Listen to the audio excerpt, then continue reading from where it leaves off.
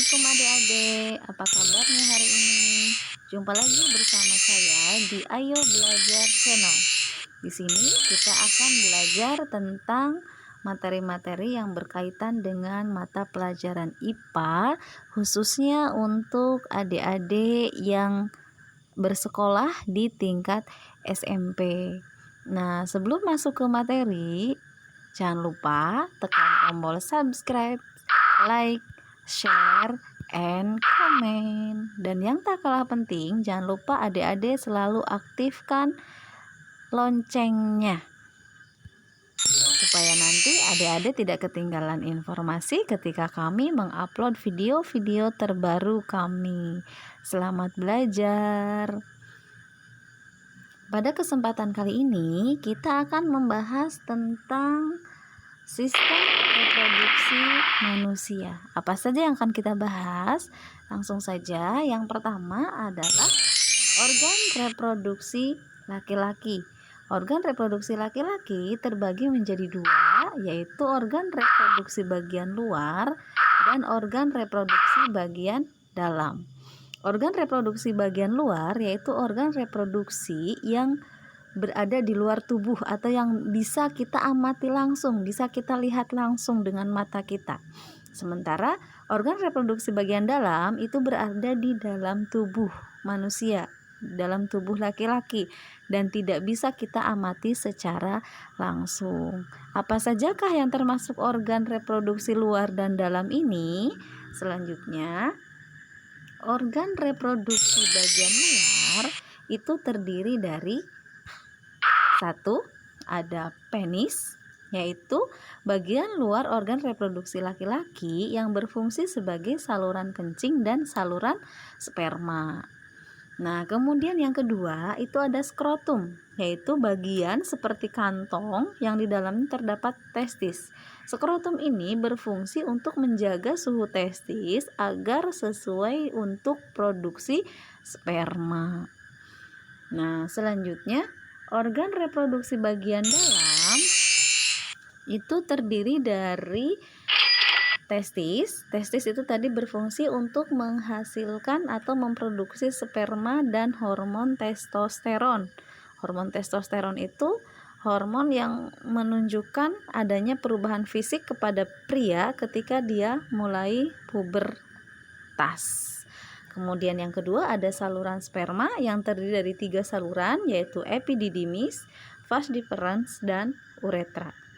Selanjutnya ada kelenjar reproduksi. Ada 3 kelenjar reproduksi yang dimiliki oleh pria, yaitu kelenjar vesicula seminalis, kelenjar prostat, dan kelenjar Cowper. Nah, itu tadi organ-organ reproduksi laki-laki baik bagian luar ataupun bagian dalam. Selanjutnya, di sini ada proses pembentukan sperma. Sperma itu apa? Sperma itu satu cairan yang dikeluarkan oleh laki-laki ketika dia mulai matang, ketika organ reproduksinya mulai siap untuk bekerja. Nah, saluran reproduksinya ini akan mengeluarkan cairan yang disebut dengan sperma. Dari mana asal sperma? Sperma itu terbentuk di dalam testis. Nah, bagaimana proses pembentukannya? Prosesnya itu diawali dengan induk sperma atau yang dikenal dengan spermatogonium itu mengalami pembelahan mitosis. Nah, dari pembelahan mitosis ini dia menghasilkan spermatosit primer. Kemudian, spermatosit primer ini mengalami pembelahan meiosis tahap 1 sehingga menghasilkan spermatosit sekunder. Nah, 2 spermatosit sekunder ini mengalami lagi pembelahan meiosis tahap 2 sehingga dihasilkan spermatid yang bersifat haploid. Nah, spermatid ini yang kemudian mengalami diferensiasi atau perkembangan membentuk spermatozoa atau sperma. Laki-laki bisa menghasilkan puluhan bahkan ratusan sperma ya dalam satu kali peristiwa spermatogenesis. Itu tadi peristiwa spermatogenesis yang dihasilkan di testis. Ketika laki-laki sudah menghasilkan sperma dan sudah mengeluarkan sperma yang ditandai dengan mimpi basah, itu artinya laki-laki ini sudah mulai masuk ke masa pubertas dan artinya organ reproduksinya sudah bisa bekerja. Selanjutnya ada organ reproduksi wanita atau perempuan. Samakah ataukah bedakah antara organ reproduksi perempuan dengan laki-laki? Tentu saja beda ya. Organ reproduksi perempuan atau wanita itu terdiri dari sepasang ovarium yang terletak di sebelah kanan dan kiri rahim yang berfungsi untuk menghasilkan ovum atau sel telur. Kemudian ada saluran telur yang disebut dengan oviduct atau tuba Fallopi, itu penghubung antara ovarium dengan rahim.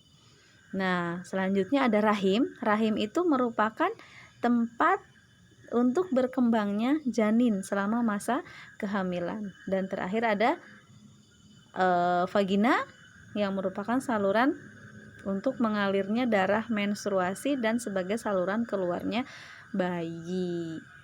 Lalu bagaimanakah proses oogenesis itu? Bagaimanakah proses pembentukan sel telur itu? Sel telur itu terbentuk di dalam ovarium, di mana bakal telur atau induk telur atau yang kita kenal dengan oogonium itu mengalami pembelahan mitosis sehingga terbentuk oosit primer. Nah, oosit primer ini kemudian mengalami meiosis tahap 1 dan menghasilkan oosit sekunder serta polosit atau badan polar. Nah, oosit sekunder ini kemudian mengalami meiosis tahap 2 sehingga dihasilkan ootid dan badan polar. Nah, ootid ini selanjutnya mengalami diferensiasi atau perkembangan sehingga terbentuk ovum.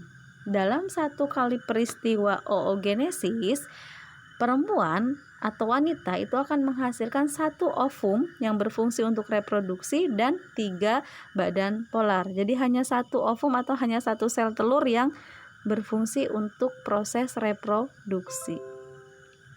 Sel telur ini kemudian jika sudah matang mengalami ovulasi atau pelepasan dari ovarium. Nah, jika tidak terjadi fertilisasi, jika tidak terjadi pembuahan, maka sel telur ini akan meluruh bersama dengan darah haid. Namun jika terjadi pembuahan berarti akan terjadi yang dinamakan dengan kehamilan. Bagaimana proses keduanya? Proses menstruasi, proses kehamilan itu akan kita bahas di video selanjutnya. Jangan sampai ketinggalan ya. Nanti simak video berikutnya. Kita akan membahas tentang proses menstruasi dan proses kehamilan. Untuk kali ini saya rasa cukup materinya. Mudah-mudahan bisa difahami dan mudah-mudahan bermanfaat. Terima kasih atas perhatiannya. Assalamualaikum warahmatullahi wabarakatuh.